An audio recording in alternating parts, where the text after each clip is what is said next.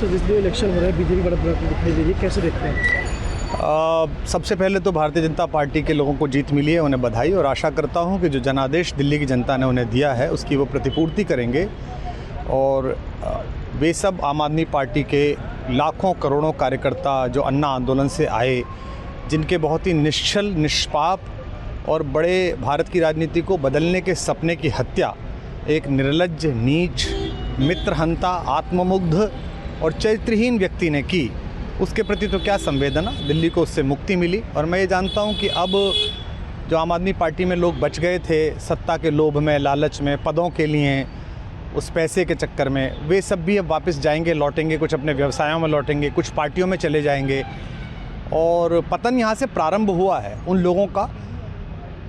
मेरे लिए कोई प्रसन्नता का और दुख का विषय नहीं है, मैं बीच में खड़ा हूँ। प्रसन्नता इस बात की है कि करोड़ों लोगों ने आशा लगाई थी, करोड़ों लोगों ने, लोग अपनी नौकरियां छोड़ के आए थे, व्यवसाय छोड़ के आए थे, दुश्मनियां ली थी लोगों ने, उन सब की हत्या एक आत्ममुग्ध आदमी ने, एक चरित्रहीन आदमी ने अपनी निजी महत्वाकांक्षाओं की पूर्ति के लिए की। उसको दंड मिला, ईश्वरीय विधान से दंड मिला। प्रसन्नता इस बात की भी है कि न्याय हुआ।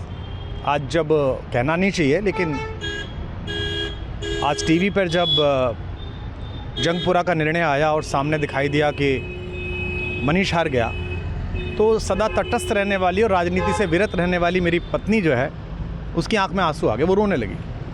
क्योंकि उसी से उसने कहा था कि अभी तो है ताकत, और उसने कहा था भैया ताकत सदा तो नहीं रहती। तो ये अहंकार आशा करता हूँ अगले लोग नहीं करेंगे, जो बाकी दल है वो नहीं करेंगे, इससे सबक लेंगे।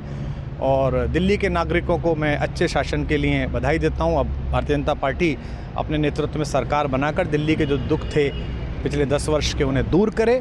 और आम आदमी पार्टी के समस्त कार्यकर्ताओं को कहता हूं कि आपने जिस किसी भी लोभ लालच में, सब कुछ जानते हुए एक ऐसे व्यक्ति के समर्थन में काम किया जिसने अपने मित्रों की पीठ में झुरा घोंपा, गुरु को धोखा दिया, अपने साथ कंधे से कंधा मिला के लड़ने वाली महिलाओं को अपने घर ला के पिटवाया, अपनी निजी सुख और साधन के लिए जनता का पैसा खर्च किया, अब उससे आशा लगानी छोड़ें, अब बाहर निकलें, अपना अपना जीवन देखें। मुझे राघवेंद्र सरकार राम की कृपा मिली, जिनका ये घर है, जिनकी कृपा से मैं यहाँ खड़ा हूँ। मुझ पर कृष्ण कृपा हुई कि मैं इस निर्लज्ज सर्कस से बाहर आ सका। मैं उन सब से भी अच्छे भविष्य की कामना करता हूँ कि वो कोई गंदगी ना फैलाएं कहीं भी, वो लौट जाएं अपने शिविरों में। जिस तरह माधव को, कृष्ण को दूत देख कर भी भरी सभा में अट्टहास करने वाला दुर्योधन जो ये कहता था सुचिग्रम नैव दास्यामि बिना युद्धे न केशवः, बिना युद्ध के 5 गांव भी नहीं दूंगा, आज वो अपनी सीटों के लिए तरस रहा है।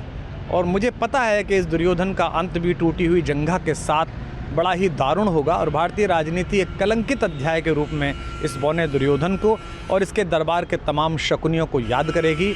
मैं उनकी मुक्ति की कामना करता हूं कि ईश्वर उन्हें इस दुख से बाहर निकाले, और समस्त लोगों को बधाई देता हूं कि चलिए अंततः न्याय हुआ। सर बात करें दिल्ली के चुनाव या यूपी के उपचुनाव मिर्ज़ापुर को लेकर, चुनाव आयोग पर तमाम तरह के आरोप लगाए जा रहे हैं। अखिलेश यादव जी ने कल कहा कि वहाँ उपचुनाव में मिलकर, ये राजनीतिक विषय है, इस पर मैं राजनीतिक कार्यकर्ता नहीं हूँ, तो इस पर मेरी टिप्पणी शोभनीय नहीं है, वो आपस में सब जाने। लेकिन दिल्ली के चुनावों को लेकर एक मिश्रित प्रतिक्रिया है। दुख है कि अन्ना आंदोलन से एक ऊर्जा जो पैदा हुई थी, जिससे देश में एक सकारात्मक बदलाव हो सकता था, एक वैकल्पिक राजनीति हो सकती थी, उसकी हत्या एक अहंकारी आदमी ने, एक आत्ममुग्ध और असुरक्षित आदमी ने कर दी। मैं आशा करता हूँ कभी ना कभी भारत में ऐसा सूर्योदय किसी न किसी दल में अवश्य होगा, जो भारत को जहाँ पहुँचना है वहाँ पहुँचाने का मार्ग प्रशस्त करेगा। बहुत धन्यवाद।